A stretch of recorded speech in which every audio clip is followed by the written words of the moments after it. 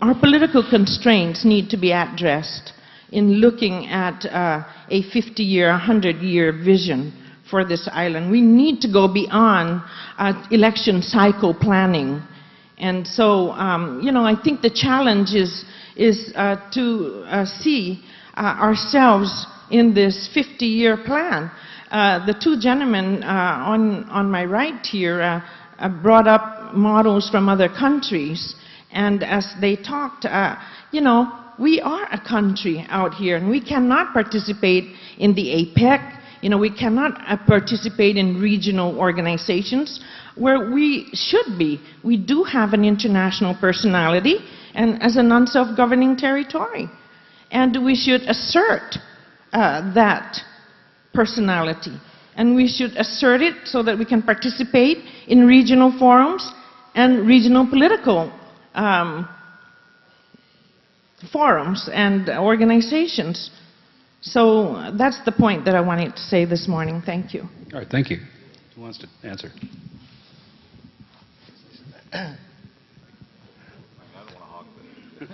Oh, sorry.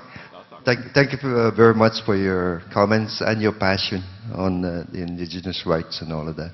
I'd just like to add that we do look, the 20-year horizon is actually, we can go out 50 or 100 years, but really the 20-year horizon is our planning. And I can just assure you it's not planned on a political basis. It's not on a 2-year cycle or whatever. In fact, you know, we review our plans every year and then we update it from there. So, especially in the utilities that we've been working on, our plans are something that not only do we plan for, but are in the process of implementing. As you can see, we're out to go off to the bond market to borrow $300 million to implement the GWA plan. So again, thank you for your passion, but in terms of the utilities, I can say to you that we don't plan based on 2-year cycles or political aspects of it. Thanks. Go ahead. I'd like to answer just one part of the question, which is you would like to see how we are designing homes and buildings that harness some of those indigenous resources. The Department of the Navy has fully subscribed to a program in which the new facilities that we build have to be built to what is known as a LEED Silver standard. Basically, that is telling us that we have to build our facilities, our homes, in a manner that reduce the impact and take an increased usage of indigenous resources. For instance, homes or buildings should be sited so that they can absorb the most sunlight, so that if you have solar panels on those buildings, it benefits those solar panels, whether it's providing hot water, for instance, for that building. It encompasses how you harness runoff. So if you're building say a maintenance facility that has a large concrete apron, the water just doesn't run off and go off into the ocean somewhere, but it is harnessed in a manner so that it can re-enter the aquifer, so that again you don't draw so much from the aquifer.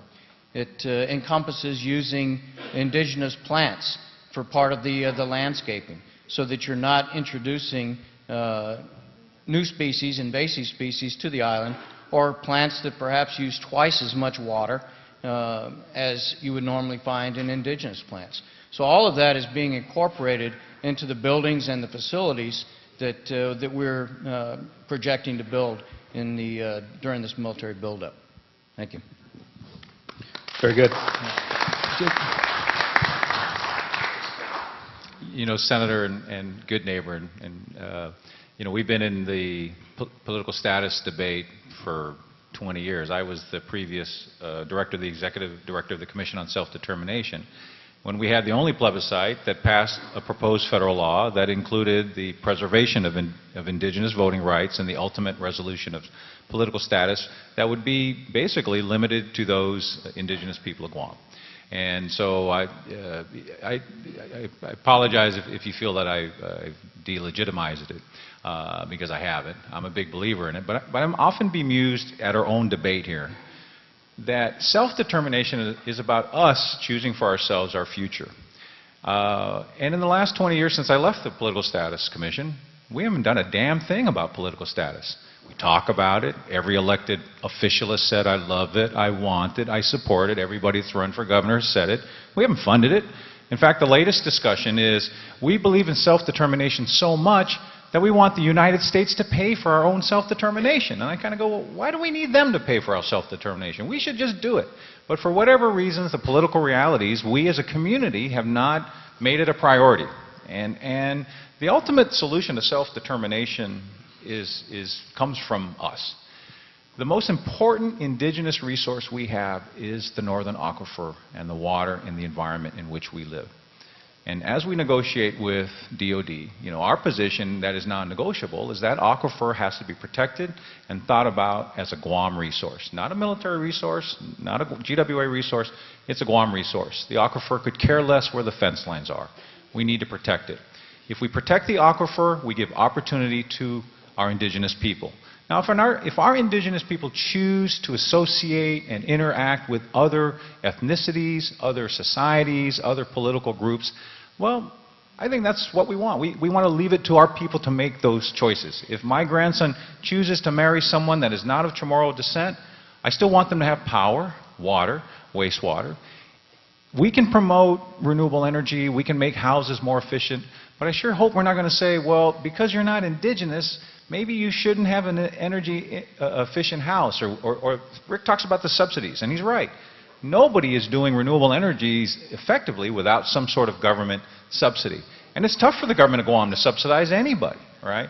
But if those subsidies emerge, are we going to start to say, well, because you may not be Chamorro, maybe you shouldn't get the subsidy? And those are very difficult debates, as we know, and